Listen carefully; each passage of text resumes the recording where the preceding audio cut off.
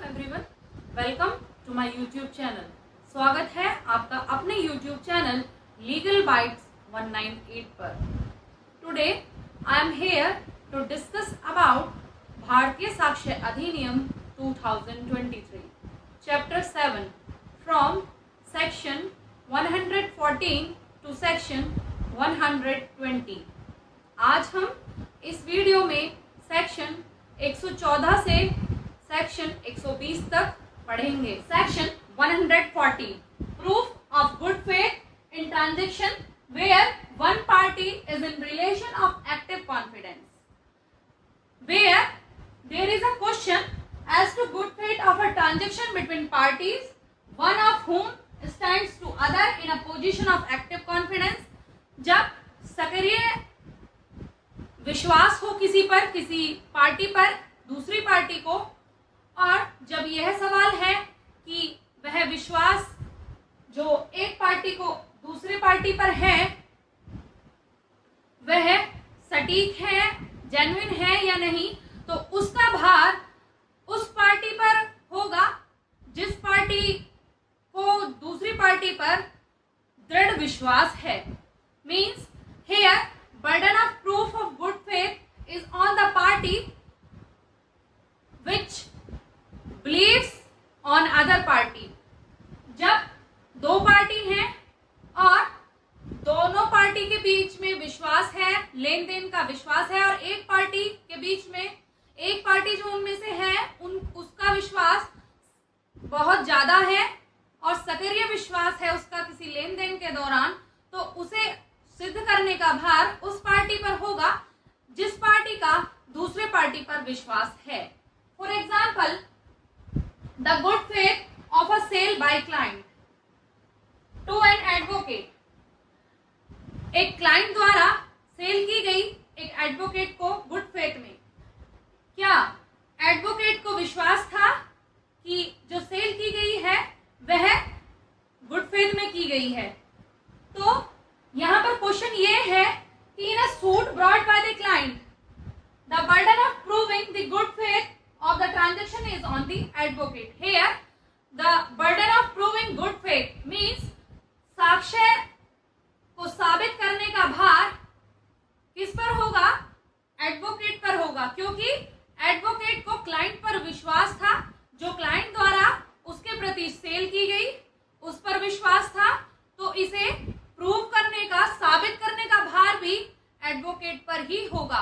यह सेक्शन 114 हमें बताता है कि जब दो पार्टी किसी गुड फेथ में है और जिस पार्टी को सबसे ज्यादा विश्वास है और जिस पार्टी का विश्वास दूसरी पार्टी पर सबसे ज्यादा है, उसी पार्टी पर बर्डन ऑफ गुड फेथ को प्रूव करने का भार होगा।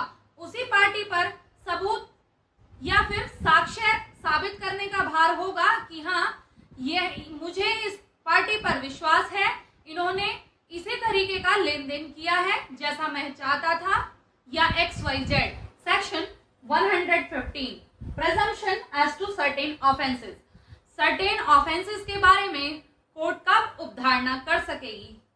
If someone is accused of committing a serious offence like rioting और conspiracy as defined BNS। Means अगर कोई व्यक्ति किसी सीरियस ऑफेंस को करने के लिए अभियुक्त है, serious offences like writing and criminal conspiracy जो कि BNS के तहत डिफाइन किए गए हैं, an area officially declared a disturbed area, और वह ऐसा क्राइम, ऐसा सीरियस ऑफेंस जैसे कि राइटिंग और कॉन्स्पिरेसी ऐसे एरिया में करता है जो कि कानून द्वारा डिस्टर्ब्ड एरिया घोषित कर दिया गया है।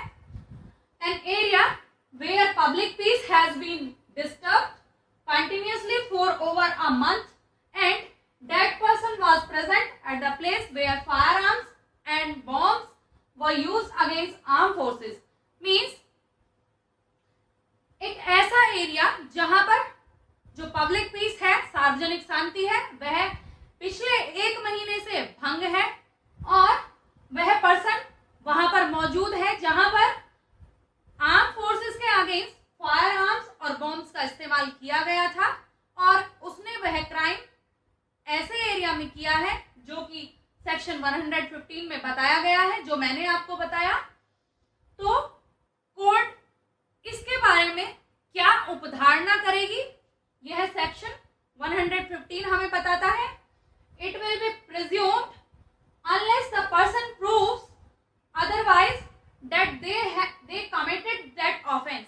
मीन्स कोर्ट यह उपधारणा करेगी कि वास्तव में ऐसा क्राइम किसी व्यक्ति ने किया है जो कि एक सीरियस ऑफेंस में अभियुक्त है, या जब तक वह यह साबित ना कर दे कि उसने यह क्राइम नहीं किया है, जब तक कोर्ट यही उपधारणा करेगी कि उस व्यक्ति ने ऐसा क्राइम किया है। ऑफेंसेस कवर्ड होते हैं इस सेक्शन के अंडर। कौन कौन से ऑफेंसेस कवर्ड होते हैं? रॉइटिंग एंड रिलेटेड ऑफेंस, रॉइटिंग से और रॉइटिंग या फिर रॉइटिंग से रिलेटेड ऑफेंस कवर्ड होते हैं इस सेक्शन के अंडर, जो कि section 147, section 148, section 149, section 150 of BNS में दिए हुए हैं, भारतीय न्याय संहिता में दिए हुए हैं। और क्रिमिनल कॉन्स्पिरेसी और अदर अटेम्प्ट्स, साजिश किसी घटना को करने के लिए और अबेटमेंट किसी घटना को करने के लिए उकसाना, regarding section 149 and section 150 of Bharatiya Nyaya संहिता। इस सेक्शन के तहत ये जो क्राइम्स जो भारतीय न्याय संहिता में दिए हुए हैं वह कवर्ड किए जाएंगे। Section 116, birth during marriage, conclusive proof of legitimacy. Means शादी के दौरान किसी बच्चे की जन्म की जो कंक्लूसिव प्रूफ होगा, लेजिटिमेसी का जो कंक्लूसिव प्रूफ होगा, उसके बारे में सेक्शन 116 हमें बताता है।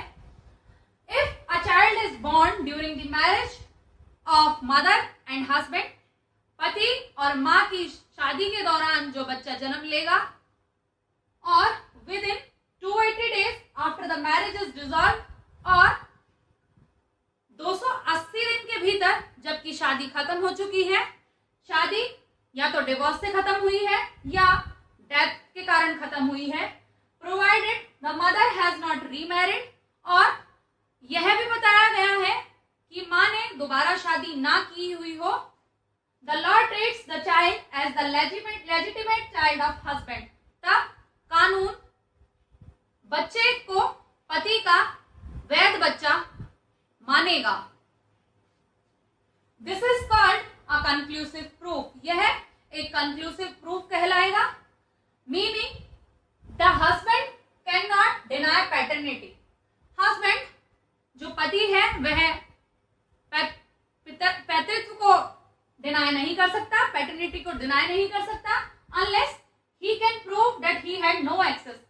जब तक कि वह यह साबित ना कर दे कि जब बच्चा गर्भ में ठहरा था उस समय पर हस्बैंड का कोई एक्सेस नहीं था मदर पर, हस्बैंड और मदर के बीच में कोई सेक्सुअल रिलेशन नहीं था, तब तक जो कोर्ट प्रेज्यूम करेगी जो बच्चा जन्म लेगा वह लेजिटिमेट चाइल्ड होगा हस्बैंड का।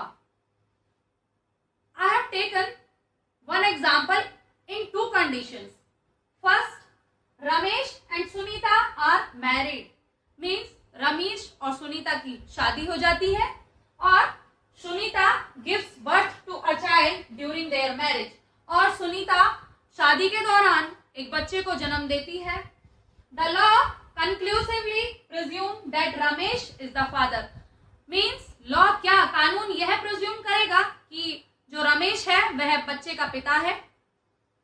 और केस 2 में Ramesh dies within 250 days, और 250 दिन के भीतर, शादी के 250 दिन के भीतर रमेश की मृत्यु हो जाती है। Sunita gives birth to a child, और सुनीता एक बच्चे को जन्म देती है। The child is still legitimate. Child अभी भी रमेश का वैध बच्चा कहलाएगा, वैध संतान कहलाएगी, और रमेश चाइल्ड का फादर कहलाएगा, जब तक कि यह प्रूव ना हो जाए कि रमेश का कोई एक्सेस नहीं था सुनीता पर जब बच्चा कंसीव हुआ, और उनके बीच में कोई ऐसा सेक्सुअल रिलेशन नहीं था जिससे बच्चा कंसीव हो। तो अगर ये कंडीशन प्रूव हो जाती है तो उस कंडीशन में रमेश फादर का रमेश चाइल्ड का लेजिटिमेट फादर नहीं कहलाएगा। अगर ये कंडीशन प्रूव नहीं होती है तो रमेश चाइल्ड का लेजिटिमेट फादर कहलाएगा। यह सेक्शन 116 हमें बताता है। Section 117 presumption as to abatement of suicide by a married woman means धारा 117 हमें किसी मैरिड वुमेन के द्वारा सुसाइड किया गया है उसकी उपधारणा कोर्ट कैसे करेगा उसके बारे में बताता है।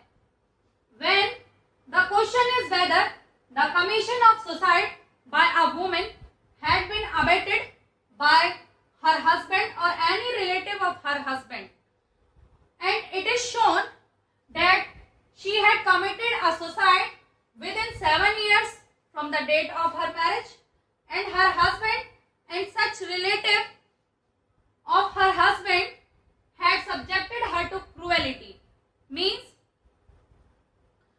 यदि कोई महिला शादी के 7 साल के अंदर सुसाइड करने का प्रयत्न करती है या सुसाइड करती है या उसे सुसाइड करने के लिए उसके हस्बैंड के द्वारा या उसके हस्बैंड के रिलेटिव्स के द्वारा दुष्प्रेरित किया गया है, उकसाया गया है और उसके साथ कोई क्रूएलिटी की गई है, तो कोर्ट यह प्रेज्यूम करेगी, यह उपधारणा करेगी कि उस केस में चाहे कोई भी परिस्थिति रही हो, जो सुसाइड किया गया है वह उसके रिलेटिव्स द्वारा उकसाया गया है या हस्बैंड द्वारा उसे सुसाइड करने के लिए मजबूर किया गया है।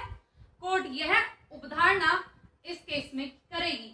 The court may presume having regard to all other circumstances of the case such suicide had been abetted by her husband और by such relative of her husband means कोई महिला यदि 7 साल के भीतर सुसाइड करती है या सुसाइड करने का प्रयत्न करती है तो कोर्ट यह मानेगी कि उसके रिलेटिव्स द्वारा उसे ऐसा करने के लिए मजबूर किया गया था या उसके साथ ऐसी कोई क्रूएलिटी की गई थी, उसके साथ क्रूएलिटी की जा रही थी जिससे उसने सुसाइड अटेम्प्ट किया, उसे उकसाया जा रहा था सुसाइड अटेम्प्ट करने के लिए या उसे मजबूर किया जा रहा था और उसने ऐसा सुसाइड अपनी शादी के 7 साल के अंदर किया है, तो कोर्ट यह मानेगी कि उसे उसके हस्बैंड द्वारा और हस्बैंड के रिलेटिव्स द्वारा उसे मजबूर किया गया सुसाइड करने के लिए।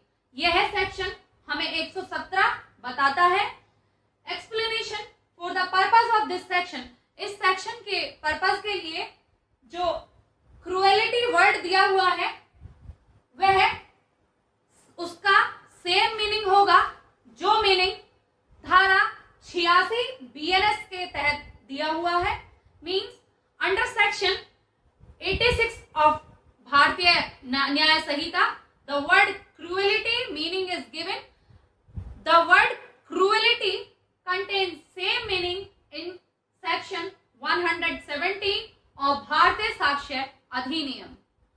Section 118 presumption as to dowry death, दहेज मृत्यु में कोर्ट कब उपधारणा कर सकेगा।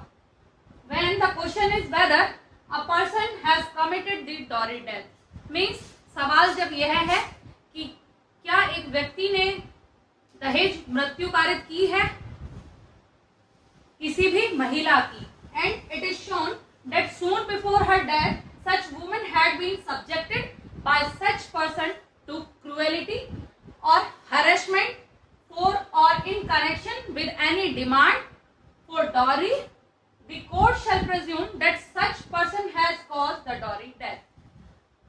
अगर किसी व्यक्ति ने किसी महिला की मृत्यु दहेज मांगने को लेकर की है या उसे हरासमेंट किया है या उसके साथ क्रूएलिटी की है, क्रूरता की है या फिर उसे फिजिकली टॉर्चर किया है, मेंटली टॉर्चर किया है या सोशली उसे टॉर्चर किया है और मृत्यु होने के समय उससे पहले उसके साथ क्रूएलिटी की गई है, हरेसमेंट किया गया है, चाहे वह फिजिकल हो, इमोशनल हो, या फिर मेंटल हो, या फिर सोशल हो, तब जो हस्बैंड होगा कोर्ट यह प्रोज्यूम करेगी कि उस हस्बैंड ने अपनी जो वाइफ है उसकी मृत्यु डॉरी डेथ के लिए कर दी है। मीन्स दहेज मांगने के चलते उसकी मृत्यु कारित की गई है। यह सेक्शन 118 हमें बताता है। Explanation for the purpose of this section, इस सेक्शन के प्रयोजनों के लिए dowry death shall have the same meaning as section 80 of BNS 2023। Means इस सेक्शन के जो प्रयोजन दिए हुए हैं, इस सेक्शन में जो बातें दी हुई हैं, इस सेक्शन की जो बातें हैं और जो डॉरी डेथ का मतलब है वो वही होगा जो कि भारतीय न्याय संहिता सेक्शन 80 में गिवन है। Section 109, court may presume existence of certain facts. Certain facts के बारे में, कुछ सर्टेन तथ्यों के बारे में कोर्ट क्या उपधारणा करेगी। This section gives the court a choice to assume certain facts are true if they are normal। Means यह सेक्शन कोर्ट को यह चॉइस देता है यह मानने की कि कुछ सर्टेन फैक्ट्स हैं जो कि सत्य हैं और वे नेचुरल हैं या नॉर्मल हैं अकॉर्डिंग टू एवरीडे लाइफ, जो कि लाइफ में, जो प्रतिदिन लाइफ में कुछ फैक्ट्स, कुछ सर्टेन तथ्य ऐसे हैं जो कि नॉर्मल है और नेचुरल है। ह्यूमन बिहेवियर या व्यक्ति का जो व्यवहार है वह, और यूजुअल बिजनेस प्रैक्टिस या जो हमारी यूजुअल बिजनेस प्रैक्टिस है, मीन्स हमारा जो लेन देन है वह। But it is only presumption not a final proof. लेकिन यह सिर्फ एक प्रेजम्पशन होगी जो कोर्ट द्वारा करी जाएगी, उपधारणा होगी, इसका कोई फाइनल प्रूफ नहीं होगा। It can be challenge with evidence, यह एविडेंस के थ्रू चैलेंज की जा सकती है। जानते हैं वे कौन कौन से सिचुएशंस होंगी या सर्टेन फैक्ट्स होंगे जो कि कोर्ट में चैलेंज किए जा सकते हैं, या जिनके बारे में कोर्ट यह प्रेज्यूम करेगी कि क्या जो सर्टेन फैक्ट्स हैं उनके थ्रू कोई क्राइम किया गया है या नहीं किया गया है। ये सेक्शन 119 हमें बताता है कि जब डे टू डे लाइफ में कोई सर्टेन फैक्ट्स ऐसे आते हैं जिस पर कोर्ट को कुछ प्रेज्यूम करना है, तो कोर्ट कैसे और क्या और कब प्रेज्यूम करेगी। इलस्ट्रेशंस ऑफ सिचुएशन वेयर प्रेजम्पशन में अप्लाई, कोर्ट्स में प्रेज्यूम। मीन्स कुछ इलस्ट्रेशंस सेक्शन 119 में दी हुई हैं जिन सिचुएशंस पर प्रेजम्पशन किया जा सकता है और कोर्ट यह प्रेज्यूम कर सकती है। क्या सेक्शन 119 में जो बातें दी हुई हैं वे बातें प्रेज्यूम कर सकती हैं। आइए समझते हैं इलस्ट्रेशन फर्स्ट से। A person found in possession of stolen goods, एक व्यक्ति चुराए हुए सामान के साथ पकड़ा जाता है या मिलता है चुराया हुआ सामान उस व्यक्ति के पास। Soon after a theft is either the thief or knowingly in possession of stolen items unless they have satisfactory explanation। Means अगर कोई व्यक्ति या किसी व्यक्ति के पास वह चोरी करा हुआ सामान पाया जाता है और वह उसकी नॉलेज में है कि यह चोरी करा हुआ सामान है और वह जानता है कि उसने वह चोरी करा हुआ सामान अपने पोजेशन में रखा है, तो कोर्ट यह मान सकती है कि ऐसी चोरी उस व्यक्ति ने ही की है या वह व्यक्ति ऐसी चोरी के बारे में जानता था, जब तक कि वह यह साबित ना कर दे कि जो सामान उसके पास है वह चोरी का नहीं है या वह जो चोरी हुई है उसके बारे में कुछ नहीं जानता है। जब तक वह उसका प्रॉपर एविडेंस ना दे तो कोर्ट यह प्रेज्यूम करेगी कि चोरी ऐसे व्यक्ति ने की है या उस चोरी में ऐसे व्यक्ति का सम्मिलन होना या शामिल होना हो सकता है। B, a accomplice is unworthy। Means an accomplice is unworthy credit unless he is corroborated in material particulars. Means जब कोई सह अपराधी गवाही देता है किसी अपराध के बारे में और वह किसी अन्य गवाह द्वारा साबित नहीं किया गया है, जब तक वह किसी अन्य गवाह द्वारा साबित नहीं किया जाएगा तब तक कोर्ट यह मानेगी कि जो सह अपराधी है उसने जो बयान दिया है वह सत्य नहीं है, वह झूठ बोल रहा है। यह इलस्ट्रेशन बी हमें बताती है।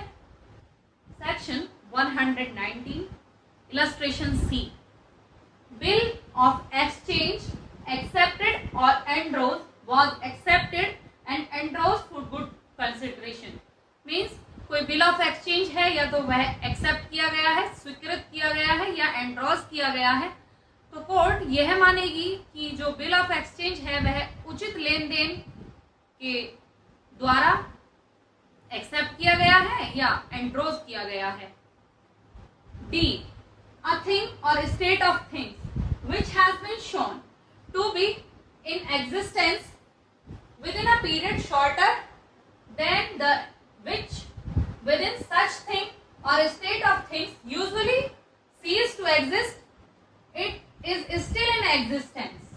Means या तो कोई चीज या उस चीज की कोई स्थिति वह मौजूद पाई जाती है तो कोर्ट यह मान सकती है कि वह चीज या उस चीज की स्थिति अभी भी मौजूद है जब तक कि वह प्रूव ना की जाए कि वह मौजूद नहीं है या इस बात का कोई साक्ष्य कोर्ट में पेश ना किया जाए। Judicial and official acts have been regularly perform. न्यायिक काम और जो ऑफिशियल एक्ट्स होते हैं कोर्ट उनके बारे में यह उपधारणा करती है कि वह उचित और सही तरीके से किए जाते हैं और वह सही ही किए गए होंगे जब तक कि इसका विपरीत कोई प्रूफ ना कर दे।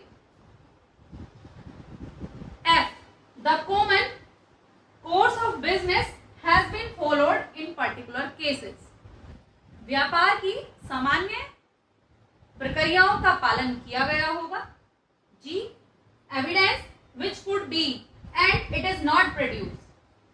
साक्ष्य जो दिया जा सकता था और वह किसी पार्टी द्वारा नहीं दिया गया है, तब जो कोर्ट यह मानेगी कि जिस व्यक्ति द्वारा वह साक्ष्य दिया जाना था और वह कोर्ट में प्रोड्यूस नहीं किया गया तो वह साक्ष्य उसके फेवर में नहीं है, कोर्ट ये प्रिज्यूम करेगी।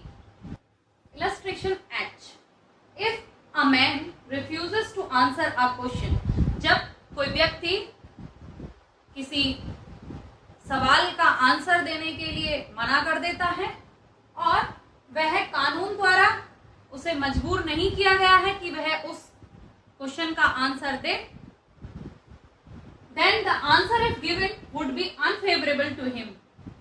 तो कोर्ट यह मानेगी कि वह इस वजह से आंसर नहीं दे रहा कि जो आंसर वह देगा वह उसके फेवर में नहीं होगा।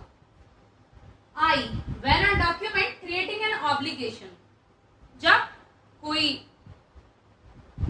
दस्तावेज है जो कि किसी लेन देन को दर्शाता है, in the hands of obligator और वह ऋणी के हाथों में है, तब the obligation has been discharged, तब कोर्ट ये मानेगी कि जो ऋण है वह चुका दिया गया है, जो ऋणी है उसके पास कोई ऋण अवशेष नहीं बचा है।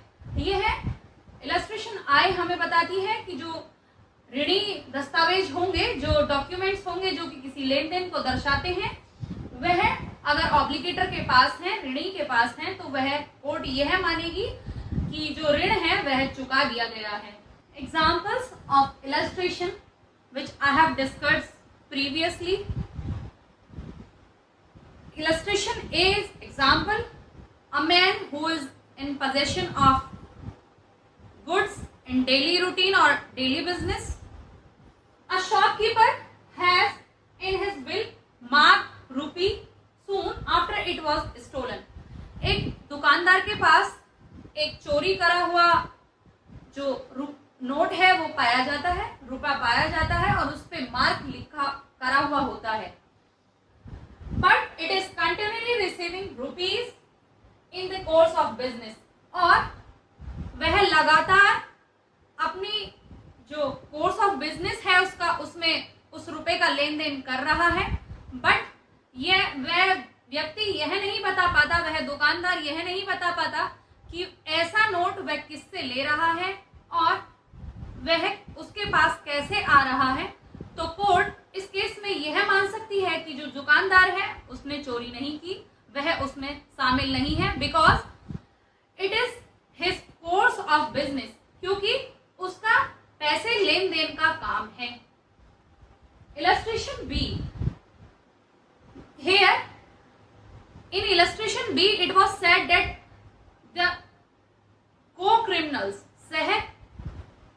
सह अपराधी के बारे में इलस्ट्रेशन बी हमें बताती थी। तो उसका एग्जाम्पल यहां पर समझते हैं। A crime is committed by several persons, एक अपराध कई व्यक्तियों द्वारा किया जाता है। ए, बी एंड सी, ए और बी और सी के द्वारा एक अपराध किया जाता है, जो कि क्रिमिनल है तीनों, are captured on the spot and kept apart from each other, और उन्हें ऑन द स्पॉट पुलिस द्वारा कैप्चर कर लिया जाता है और उन तीनों को अलग अलग रखा जाता है। Each gives an account of the crime implicating D, और हर एक जो क्रिमिनल है, हर एक सह अपराधी जो है वह डी के बारे में गवाही देता है। Then the accounts corroborate each other in such a manner as to render previous concern highly improbable, means तब कोर्ट यह मानेगी कि जो गवाही वह तीनों दे रहे हैं, जो तीनों सह अपराधी हैं जो गवाही दे रहे हैं, वह सत्य है और ऐसा क्राइम किया गया है जिसमें डी का भी जिक्र उन तीनों ने अपनी गवाही में किया है। Illustration C, in illustration C a bill of exchange was given. I have taken an example of bill of exchange to understand the concept. Example A, the drawer of a bill of exchange. A एक व्यक्ति होता है जो एक bill of exchange का drawer होता है।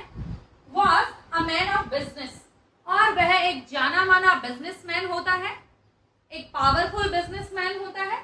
B, the acceptor was a young and ignorant person. B जो था वह एक नवयुवक था और इग्नोरेंट था, उसे ज्यादा नॉलेज नहीं थी, ज्यादा जानकारी नहीं थी किसके बारे में, बिल ऑफ एक्सचेंज के बारे में या उस व्यक्ति के बारे में जो ड्रॉअर था। कंप्लीटली अंडर ए इन्फ्लुएंस, तब कोर्ट यह मान लेगी कि जो बिल ऑफ एक्सचेंज हुआ है वह बी के द्वारा ए के अनड्यू इन्फ्लुएंस में आकर किया गया है। ए ने उस पर जबरदस्ती उससे बिल ऑफ एक्सचेंज एक्सेप्ट कराया है या ए ने उसके ऊपर दबाव बनाया है कि वह ऐसा बिल ऑफ एक्सचेंज एक्सेप्ट करे। तो कोर्ट यहाँ पर यह मानेगी कि जो बिल ऑफ एक्सचेंज है वह अनड्यू इन्फ्लुएंस में किया गया है। जो बी था उसकी कोई फ्री कंसेंट नहीं थी, उसने वह बिल दबाव में आकर एक्सेप्ट किया है। Example of illustration D, in illustration D we have discussed about thing and state of things, that it is proved the river ran in a certain course 5 years ago, means 5 साल पहले एक नदी एक particular दिशा में बहती थी। But it is known that there have been flood since that time, और यह लगता है कि जब से बाढ़ आई है जो नदी है वह विपरीत दिशा में बहने लगी है। तो कोर्ट यह मान सकती है कि जब से बाढ़ आई है नदी ने अपनी दिशा चेंज कर दी है, यह जरूरी नहीं कि वह उसी दिशा में बहेगी। Example of illustration E, a judicial act, means illustration E we have discussed about that the judicial acts and official acts are performed in regularity. Then here I have taken an example to understand the concept. a judicial act the regularity of which is in question. किसी judicial act की नियमितता पर जब सवाल उठता है तब it was performed under exceptional circumstances, तब कोर्ट यह मान सकती है कि वह किसी सर्कमस्टांसेस के तहत की गई होगी या कोई एक्ट ऐसा जो कि एक्सेप्शनल होगा और वह किसी स्पेशल सर्कमस्टांसेस के अंदर किया गया है या उस एक्ट का जो पालन है वह किसी स्पेशल एक्सेप्शनल सर्कमस्टांसेस के तहत किया गया है। तो यहाँ पर कोर्ट जो जुडिशियल एक्ट है उसकी नियमितता पर सवाल उठा सकती है। Example of illustration act means the question is whether letter was received. सवाल यह है कि कोई जो लेटर है वह रिसीव हुआ या नहीं हुआ। It is shown to have been posted, और यह दिखाया गया है, यह दर्शाया गया है कि वह पोस्ट हो चुका है। But the unusual course of post was interrupted by the disturbance, और जो डाक सेवा है उसमें कुछ बाधा आ गई थी जिसकी वजह से वह लेटर पहुंच नहीं पाया।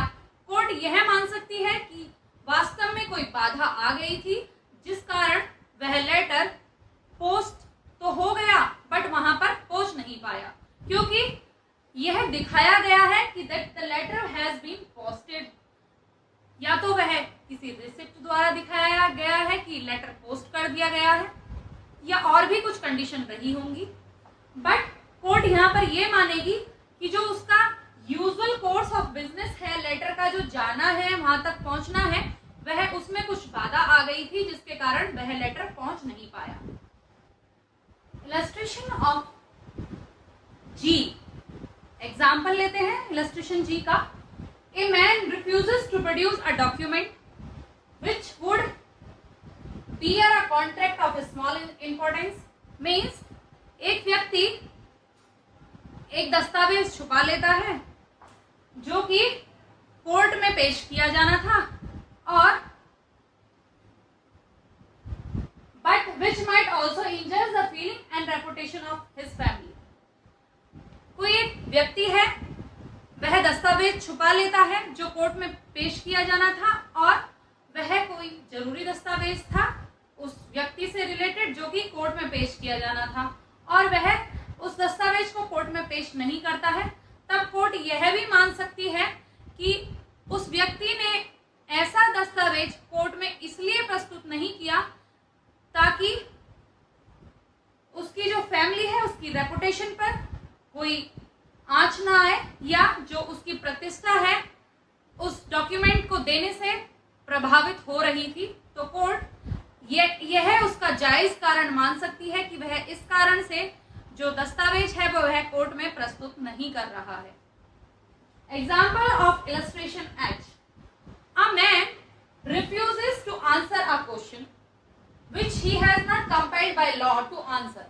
एक व्यक्ति है जो कि किसी सवाल का जवाब देने से इनकार कर देता है और कानून द्वारा उसको ऐसा जवाब देने के लिए मजबूर नहीं किया जाता, but the answer to it might cause loss to him, और उसे ऐसा लगता है कि जो कोर्ट है उसका अगर वह आंसर देगा या कोई क्वेश्चन है उसका अगर वह आंसर देगा तो वह उसको हानि पहुंचाएगा in matters unconnected with the matter in relation, और उसके जो निजी रिलेशंस हैं, निजी जो रिश्ते हैं उन पर प्रभाव डालेगा।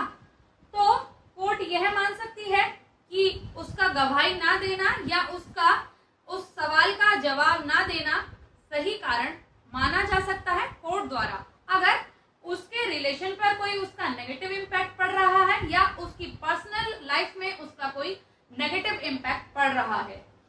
Example of illustration I, a bond is in possession of obligator. एक बॉन्ड है जो कि ऑब्लिगेटर के पोजेशन में है, ऋणी के पोजेशन में है, और but the circumstances of the case are such that he may stolen it, और सर्कमस्टांसेस ये दिखा रही है उस केस की कि उसने जो ऑब्लिगेटर है वह उसने चोरी किया है, तो कोर्ट यह मान लेगी कि वास्तव में उसने ऐसी चोरी की है, क्योंकि परिस्थिति उसे ऐसा दिखा रही है कि जो ऑब्लिगेटर है उसने बॉन्ड चोरी किया है।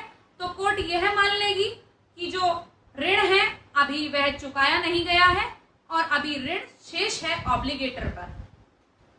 Section 120 presumption as to absence of consent in certain prosecution for rape।